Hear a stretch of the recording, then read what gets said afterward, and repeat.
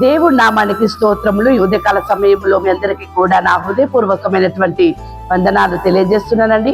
ఈ దినము దేవుడు మీతో మాట్లాడుతున్నటువంటి మాట ఏంటంటే, నీ భక్తి జీవితాన్ని కాపాడుకో.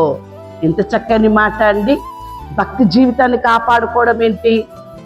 దేవుని బిడ్డలారా, కొంతమంది ఆరోగ్యాన్ని కాపాడుకుంటారు, కొంతమంది వారి ఆస్తులను కాపాడుకుంటారు, మరొక కొంతమంది వారి యొక్క అందాన్ని కాపాడుకుంటారు కదా. అయితే ఈరోజు దేవుడు మాట్లాడుతూ ఉన్నాడు, నువ్వు అందాన్ని కాపాడుకోవడం కాదు, నీ యొక్క సంపదలను కాపాడుకోవడం కాదు, నీ భక్తి జీవితాన్ని నీవు కాపాడుకో అని చెప్పేసి మాట్లాడుతూ ఉన్నాడు. అయితే భక్తి జీవితాన్ని కాపాడుకోవడం వల్ల వచ్చేటటువంటి ఆశీర్వాదం ఏంటి, లాభం ఏంటి? భక్తి జీవితాన్ని కాపాడుకోవడం వలన ఎలాంటి స్థితిని దేవుడు మనకి కలగజేస్తాడు?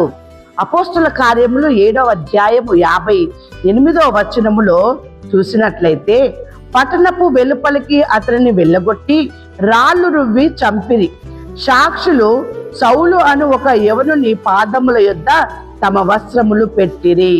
దేవుని బిడ్డలారా, స్టెఫెను సర్వసత్యంలోనికి వారిని తీసుకెళ్లి మాట్లాడుతున్నప్పుడు వారి మాటలు అక్కడున్నటువంటి వారికి నచ్చలేదు. దేవుని బిడ్డలారా, ఎప్పుడైతే వారి మాటలు విని కోపముతో మండిపడి అతనిని చూచి పండ్లు కొరికిరి. స్టెఫెను సత్యం మాట్లాడుతున్నాడు, సర్వసత్యంలోనికి వారిని నడిపిస్తూ ఉన్నాడు. అక్కడున్నటువంటి వారికి ఆ మాటలు విన్నప్పుడు కోపం వచ్చి వాళ్ళు పండ్లు కొరికి స్టెఫెన్ని చంపాలని చెప్పి చూసి ఉన్నారు. రాళ్లతో చంపుతూ ఉన్నటువంటి సమయంలో దేవుని బిడ్డలారా, అక్కడ ఒక అద్భుతం జరిగింది. 59వ వచనంలో చూసినట్లయితే, ప్రభువును గూర్చి మొర్రపెట్టుచు యేసు, ప్రభువా నా ఆత్మను చేర్చుకొనుమని స్టెఫెను పలుకుచుండగా వారు అతనిని రాళ్లతో కొట్టిరి. ఎంత ఘోరం అండి! ఈ రాళ్లతో కొట్టి చంపుతున్నటువంటి సమయంలో స్టెఫెను చేసినటువంటి ప్రార్థన, ఎందుకు అలాంటి సమయంలో తన భక్తి జీవితాన్ని విడిచిపెట్టవచ్చు కదా. ఎందుకు నన్ను కొడుతున్నారు, ఎందుకు నన్ను చంపుతున్నారు అని చెప్పేసి తను అనొచ్చు కదా. అలాంటి స్థితిలో కూడా తన భక్తి జీవితాన్ని కాపాడుకున్నాడు. కానీ తన నోటి మాట చేతనైనను ఆయన పాపము చేయలేదు. దేవుని బిడ్డలారా, వాళ్ళు రాళ్లతో కొడుతున్నటువంటి సమయంలో ఇక్కడ చూడండి 55వ వచనములో, అయితే అతడు పరిశుద్ధాత్మతో నిండుకొనిన వాడై ఆకాశము వైపు తేరి చూచి దేవుని మహిమను, యేసు దేవుని కుడిపార్శ్వమందు నిలిచి ఉండుటను చూచి ఆకాశమును తెరవబడుటయు మనుష్య కుమారుడు దేవుని కుడిపార్శ్వమందు నిలిచి ఉండుటయు చూచుచున్నానని చెప్పెను. రాళ్లతో కొట్టబడుతున్నటువంటి ఆ స్థితిలో స్టెఫెను ప్రార్థన చేస్తూ ఉన్నాడు. ఆయన ప్రార్థన చేస్తూ ఉన్నప్పుడు పరిశుద్ధాత్మతో నిండికొనిన వాడై దర్శనము చూడడం ప్రారంభించాడు. దేవుని బిడ్డలారా, ఎంతగా తన భక్తి జీవితాన్ని కాపాడుకుంటున్నాడు. మరణము సంభవించినప్పటికీ, గాయములు అవుతున్నప్పటికీ కూడా తన భక్తి జీవితాన్ని తాను కాపాడుకున్నాడు, కానీ విడిచిపెట్టలేదు. దేవుని బిడ్డలారా, అలాంటి సమయంలో ఆయన ప్రార్థన చేస్తూ అక్కడ ఒక మాట అంటూ ఉన్నాడు. అతడు మోకాళ్ళుని, ప్రభువా వారి మీద ఈ పాపము మోపకని గొప్ప శబ్దముతో పలికెను. ఈ మాట పలికి నిద్రించెను. ఏమండి, నిన్ను అదే విధంగా నీవు సత్యము బోధిస్తున్నప్పుడు ఎవరైనా నీకు శ్రమ కల్పించినప్పుడు ఇలాంటి ప్రార్థన నీవు చేస్తావా? ఇలాంటి మాటలే నువ్వు మాట్లాడతావా? దేవుని బిడ్డలారా, చివరి దినాలలో నీ పరిస్థితులు ఎలా ఉన్నప్పటికీ నీ భక్తి జీవితాన్ని నువ్వు కాపాడుకో. నీ నోటి నుండి కూడా నీవు పాపపు వచనమును నీవు ఉచ్చరింపకూడదు, మాట్లాడకూడదు. దేవుని బిడ్డలారా, అందుకే యోబు విషయంలో అంటాడు, అతడు నోటి మాట ద్వారా కూడా ఏ పాపము చెయ్యలేదు. స్టెఫెను కూడా అలాగే పరిశుద్ధాత్మతో నిండుకొనిన వాడై అలాంటి భయంకరమైనటువంటి పరిస్థితిలో దేవుడు ఆయనకి దర్శనం చూపించాడు. ఎంత గొప్ప కార్యము! ఇట్టి శ్రమ మామూలే, నేను పొందబోయేటటువంటి ఆనందము గొప్పది అని ఈ శ్రమని ఆయన చులకనగా చూసుకున్నాడు, సులువుగా తీసిపడేశాడు. దేవుని బిడ్డలారా, అంతేకాదు దానియేలు గ్రంథము 3వ అధ్యాయము 17వ వచనములో కూడా దానియేలు దగ్గర శాసనం ప్రారంభమైంది. దానియేలు ప్రార్థన చేయొద్దు అని చెప్పేసి అక్కడ ఉన్నటువంటి వారు కొంత ఆ యొక్క వ్యర్థమైన ఆలోచన వారు పండి ఉన్నారు. దానియేలు ప్రార్థన చేయడము ఆయన ఆపలేదు. దేవుని బిడ్డలారా, ఈ దేవుడి కాక వేరే ఏ దేవుడిని నువ్వు మొక్కినా కూడా సింహాల గుహలో వేస్తామని చెప్పేసి అని శాసనము వచ్చినప్పటికీ దానియేలు ప్రార్థించడము మానలేదు.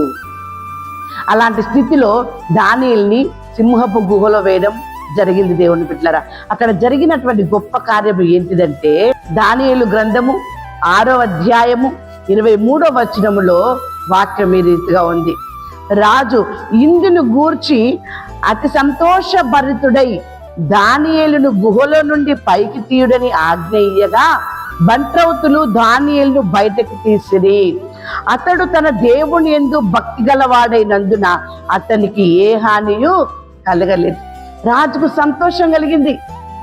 దానియేలు బ్రతికే ఉన్నాడు, గుహలో వేశాము గాని, సింహాల గుహలో వేశాం గాని దానియేలుకు ఏ హాని జరగలేదు, ఆయన బ్రతికే ఉన్నాడు అని చెప్పేసి బంట్రౌతులకు సెలవిచ్చినప్పుడు ఆ గుహలో నుండి దానియేలును బయటకు తీయడం జరిగింది. దేవుని బిడ్డలారా, అక్కడ ఎంత చక్కని మాట ఉంది. అతడు దేవుని యందు భయము భక్తి గలవాడైనందున అతనికి ఏ హానియు కలగలేదు. దేవుని బిడ్డలారా, ఎలాంటి సమస్య వచ్చినప్పటికీ దేవుని యందు ఉన్నటువంటి భక్తిని భయమును ఆయన విడిచిపెట్టలేదు కనుక ఆయనకి ఎలాంటి పరిస్థితి వచ్చినా దేవుని యందు ఉన్నటువంటి భయాన్ని భక్తిని విడిచిపెట్టలేదు కాబట్టే సింహాలు అతన్ని ఏమి చేయలేకపోయిన. దేవుని బిడ్డలారా, అంతేకాదు షడ్రక్ మేషక్ అబేద్నెగోలు కూడా రాజుతో అంటా ఉంటారు కదా, ఆ యొక్క దానియేలు గ్రంథం 3వ అధ్యాయం 17వ వచనంలో, మేము సేవించుచున్న దేవుడు మండుచున్న వేడిమి గల ఈ అగ్నిగుండములో నుండి మమ్మల్ని తప్పించి రక్షించుటకు సమర్థుడు. ఏమండి, ఎంత చక్కని యొక్క భక్తి జీవితాన్ని కాపాడుకుంటూ ఉన్నారు. ఒకవేళ మమ్మల్ని ఆయన కాపాడకపోయినప్పటికీ కూడా మేము మాత్రము ఈ యొక్క విగ్రహానికి మేము సాగిలపడము, మొక్కము అని చెప్పేసి అని మాట్లాడుతూ ఉన్నాడు. దేవుని బిడ్డలారా, చిన్న చిన్న సమస్యలకే నీ భక్తి జీవితాన్ని నువ్వు విడిచిపెడుతున్నావు. చిన్న చిన్న యొక్క పరీక్షలకే, చిన్న చిన్న యొక్క ఆ యొక్క స్థితులకే, నీ పరిస్థితులకే నీ భక్తి జీవితాన్ని నువ్వు విడిచిపెట్టి నువ్వు ఘోరమైనటువంటి పాపాన్ని పట్టుకుంటూ ఉన్నావు, ఘోరమైనటువంటి ఉగ్రతకి లోనవుతూ ఉన్నావు. ఈ భక్తులు చెప్పినట్టుగా, ఇక ఈ భక్తులు జీవించినట్టుగా నీ భక్తి జీవితాన్ని నువ్వు కాపాడుకున్నట్లయితే నీ జీవితంలో దేవుడు చేసే మేలును నీవు అనుభవిస్తావు. దానియేలు అనుభవించాడు దేవుడు చేసినటువంటి మేలును. షడ్రక్ మేషక్ అబేద్నెగోలు కూడా దేవుడు చేసినటువంటి మేలును అనుభవించారు. స్టెఫెను పరలోక రాజ్యములో నెమ్మదిగా ఉన్నాడు. దేవుని బిడ్డలారా, అలాంటి నెమ్మదిని దేవుడు నీకు ఇవ్వాలని కోరుకుంటూ ఉన్నాడు. అలాంటి మేలును నువ్వు పొందుకోవాలని కోరుకుంటున్నాడు. అందము కాపాడుకుంటున్నావేమో, అందము శాశ్వతము కాదు, నీ ఆస్తిని కాపాడుకొని నీ ప్రాణమును తినుము తాగుము సుఖించుమంటున్నావేమో, కానీ అక్కడ ఒక మాట ఉంది, ఒకవేళ ఈ రాత్రి నీ ప్రాణమును అడుగుచున్నారు. దేవుని బిడ్డలారా, నువ్వు సంపాదించింది ఎవరికి చెందుతుంది? ఈరోజు నీ భక్తి జీవితాన్ని కాపాడుకో. దేన్నో కాపాడుకోవాలని నువ్వు ఆరాట పడుతున్నావు, కానీ నీ భక్తి జీవితాన్ని నువ్వు కాపాడుకున్నట్లయితే ఈ ఉదయకాల సమయంలో దేవుడు మీతో మాట్లాడుతున్నటువంటి మాట మత్తయి సువార్త 16వ అధ్యాయము 19వ వచనంలో వాక్యం ఈ రీతిగా ఉంది. పరలోక రాజ్యం యొక్క తాళపు చెవులు నీకిచ్చెదను.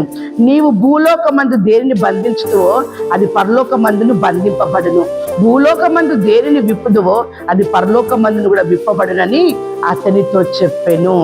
నీవు కూడా నీ భక్తిని కాపాడుకున్నట్లయితే ఈ మాట దేవుడు నీతో చెప్తూ ఉన్నాడు.